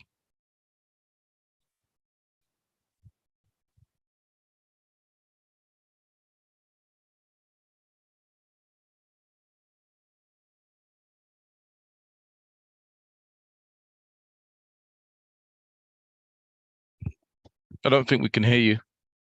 You're muted. Oh, sorry, I was muted. I've been talking. I didn't know I was muted. Sorry. So I was saying Ms. Nolwazi is no more on the call. She chatted me earlier that we'll be leaving towards the end of the call. So the next question is for Mariam Hassan.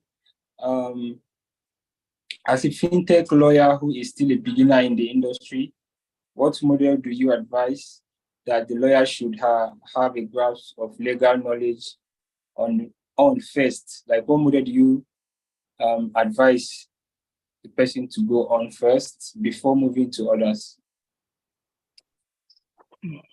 I'm not a legal person, but we have, to be honest, all the fintech business models that have been mentioned. I think legal has a role to play, and every part of the fintech sector that has been mentioned. But I think for the legal end, there's something called the legal tech that's, it's sort of gaining some ground now, which it's a way of digitalizing how law is, practiced now. I know the likes of DIY Law and is it Legal Trunk or Vasti Legal? They've been able to, sort of start. They're like legal techs today, where they've sort of automated some of the legal processes. One of them, like the Vasti Legal Trunk, what they do today is they've sort of moved. Okay, I think his Legal Trunk platform, where they've sort of moved incorporation of businesses online, and you can go on that platform and incorporate your business in Nigeria or in the US, provide all the documents that are required. They even have an API currently today that it can exchange with, organizations or businesses to be able to provide all the documentations required to incorporate your business via that API. So today, Legal Trunk actually exchanges, APIs with businesses to digitalize incorporation of businesses. So they've moved to the legal tech part of it. So if you're a beginner in the industry, in terms of legal, every sector that has been mentioned here today, there's a part that legal has to play in that. And if you also want to start up your own legal business, you can also, go on the line of the legal tech and digitalizing everything that, legal involves basically today. I think that's the best way I can explain it. I'm not a legal expert, but, these are some firms that are legal tech firms today that I can mention. Okay, thank you very much, Ma. I think if Mr. Habib can also contribute to that question, I don't know if you can, or any other mentor. Okay. Okay. The next question is for Ms. Damilola. Ms. Damilola Akinayojo. I think that will be the final question that will be taken for today. With the growth of fintech market, what can countries' regulators do to strike a right balance between encouraging the emerging technologies and the need to regulate them properly? Okay, I think I've answered this question when I was speaking earlier, but I think I'll just also say a few things that I didn't mention earlier, which is that the only thing that as a regulator they need to do is to create an enabling environment. I mean, anything other than that is not. I'm so sorry about that. So anything other than that is already happening today. I mean, which is that everybody knows what is right and what is wrong in the Nigerian space, which is one, you will not deal in cryptocurrency for the bank. So you know that when you're approaching the bank for partnership, you will not be approaching them with a business that caters to digital currencies, fiat currencies, and all the like. Today in Nigeria, I mean, which is where most of us are, you see that there's a lot of advocacy by some NGOs, by some other groups, to say that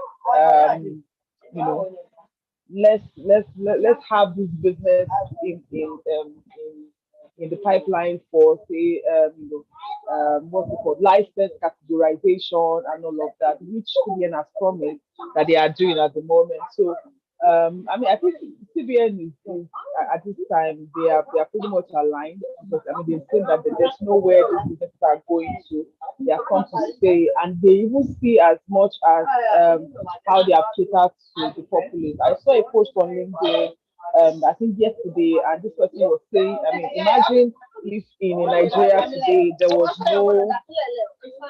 no TMAP, there was no floater wave, there was no interest rate, Imagine in Nigeria or like a week ago or 2 weeks ago, when we didn't have all of these fintech, the whole place would have been a total chaos. So thanks to all of these fintech that we have today, that are really pushing the effects of the new naira in the market and the drive for the cashless policy. So CBN are saying that there's no going back with fintech in Nigeria. So the only thing they need to do right now is to align with an enabling environment and provide support as much as possible.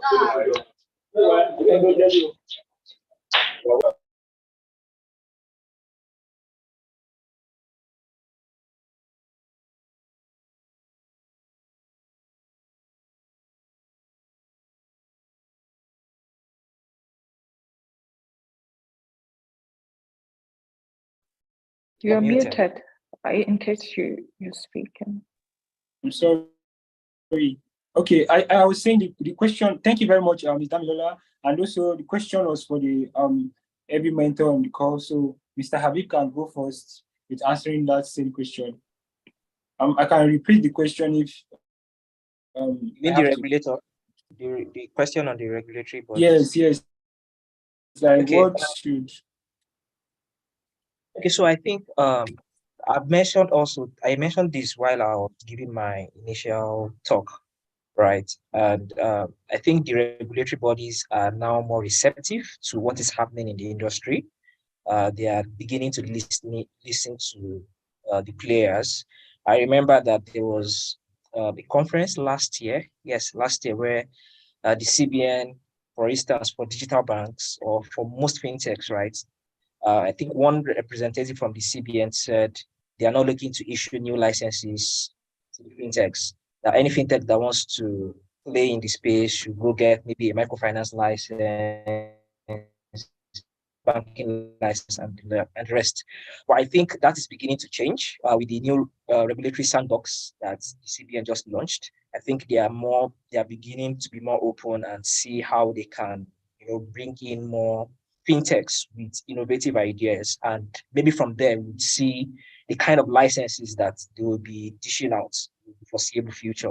And I think the same thing has been adopted by the Securities and Exchange Commissions last year too as well. They kind of opened the portal to get fintechs that wants to play in the investments and wealth space to register.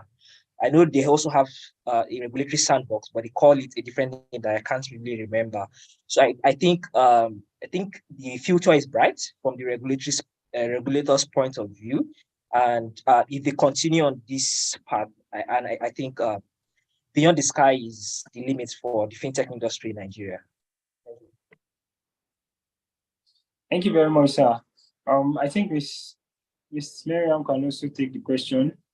If she wants me to also repeat the question. No, I'm good. So first of all, I'd like to say that when the word emerging technology comes to mind, what I know to be emerging technologies are, technologies that are sort of still being developed and do not have any governance around them.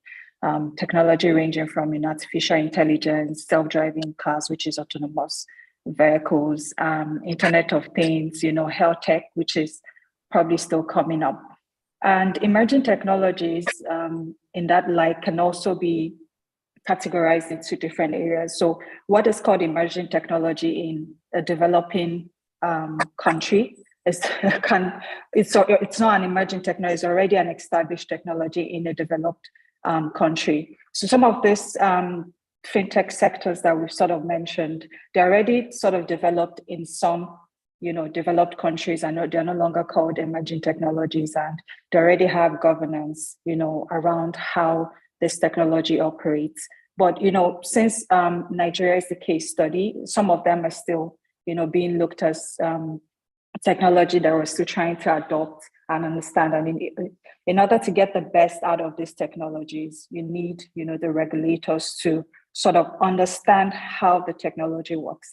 You cannot regulate what you do not understand. So if the regulators are, collaborating with these fintechs like Damilola and Habiba mentioned, that's the only way you can come up with regulations or policies to guide this technology. So they have to be open-minded and, understand the needs of these fintechs, how this technology works, right? And now develop governance and policies around them. Thank you.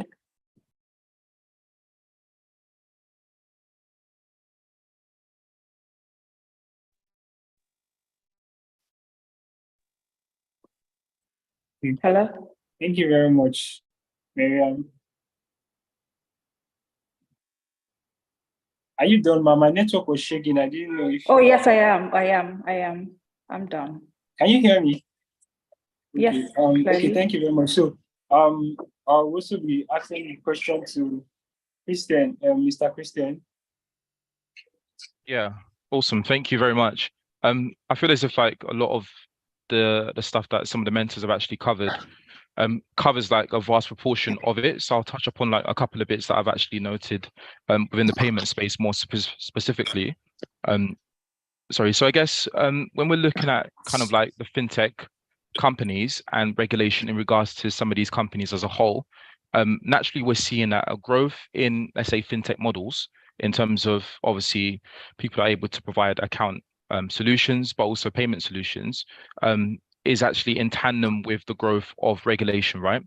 But what's really interesting is that a lot of these fintech organizations, and I guess we can definitely strip it down to EMIs and more fintechs are able to provide payment solutions, is that we're seeing that there's a growth in technology. So we're looking at stuff such as, ChatGPT, for instance, artificial intelligence, machine learning capabilities.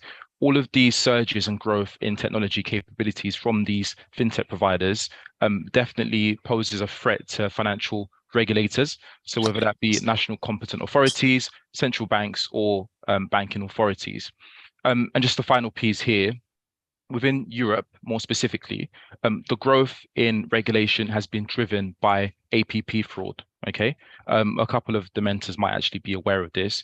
Now, APP fraud is authorized push payments, whereby an individual is able to make a payment on behalf of someone else by getting a hold of their sort code and account number and changing the actual name that it goes to. Now, a mitigation point for this type of fraud is confirmation of payee, which is an area which is growing quite exponentially within Europe, but also within the UK. And there's a couple of consultations that are looking at this particular areas.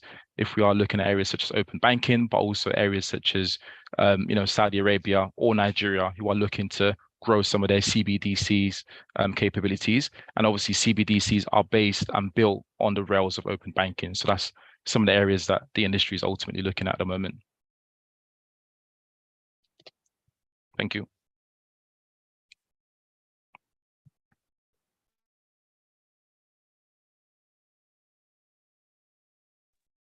I think you're on mute.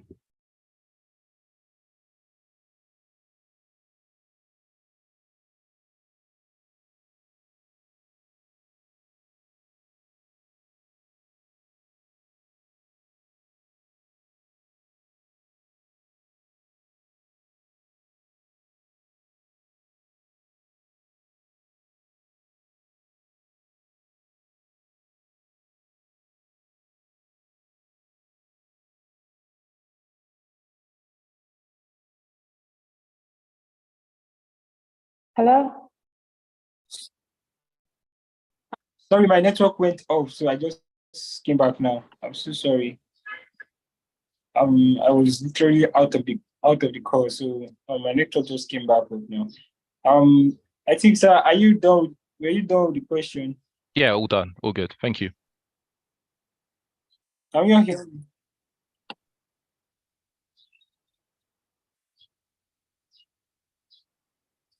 Okay. I hope you can all hear me. Yes, we can hear you. So we've come to the end of the program for today. Thank you very much to our mentors, Mr. Habib, Mr. Christian, Miss Nowazi, Ms. Damilola, and Miss Miriam Hassan for joining us today on the topic. We thank you very much for coming today, answering our questions, mentoring us, and enlightening us more on the topic for today. Also, many thanks to our mentees for their wonderful presentations, the group work, all the work they put in is highly appreciated. So with this, we've come to the end of the program for today. I say a very big thank you to everybody for joining us today. Have a wonderful weekend. Bye-bye. Bye. Thanks. Thanks, guys. All right.